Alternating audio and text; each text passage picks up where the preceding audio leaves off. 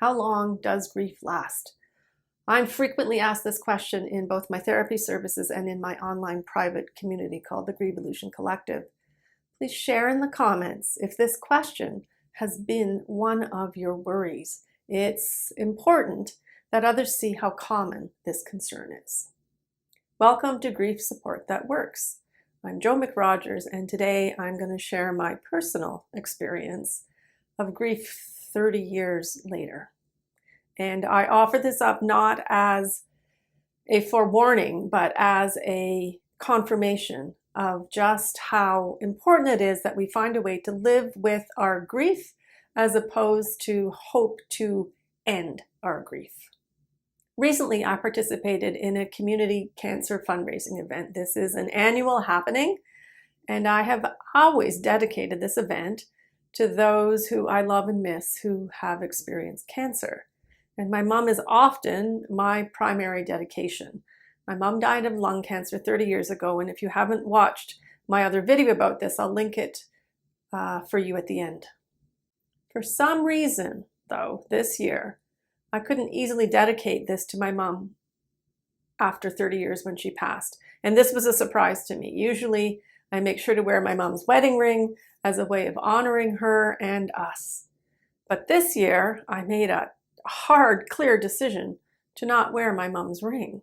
I literally had it in my hand, and I just decided, nope, you don't deserve this dedication because you chose smoking over life. It was not a proud moment for me. This was such a sudden, unexpected, angry response that I had.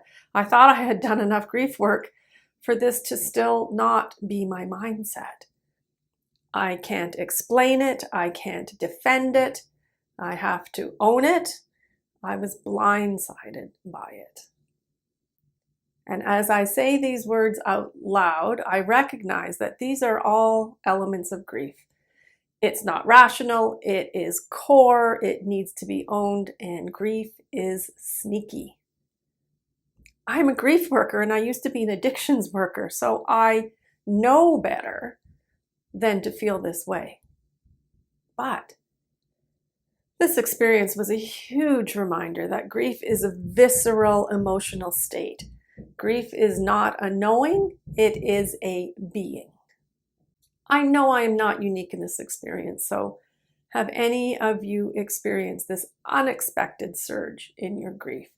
Please let us know in the comments how you were caught off guard so that we can normalize this phenomenon. Did I feel guilty and small about this decision? Yes. I came home from the run and I felt like I was being unfaithful, dishonorable, and unloving, uncaring, guilt-filled daughter. So 30 years later, the grief felt fresh, compromising, and debilitating. It's taken me weeks to be able to make this video because I've been busy processing. I thought I had arrived at a more mature, developed relationship with the death of my mother. Yet 30 years later, it still catches in my throat, and it seems that I still have work to do. This has been such a mixed bag of denial and anger and love. And I'm remembering that grief tells us lies. I am remembering that grief needs self-compassion. I am remembering that loss is not time limited. I'm trying to remember the good times. I'm reminding myself that I have witness, and I know that grief morphs and changes. So I'm working at self-forgiveness for such judgy, awful thoughts and emotions. I am reminding myself that 30 years later, grief is still a mysterious beast sometimes. And above all, I am working at sending myself kind thoughts, kind words, and a kind heart. If you have any inspiring thoughts for our community here, they are very much appreciated in the comment section. Thank you and take good care.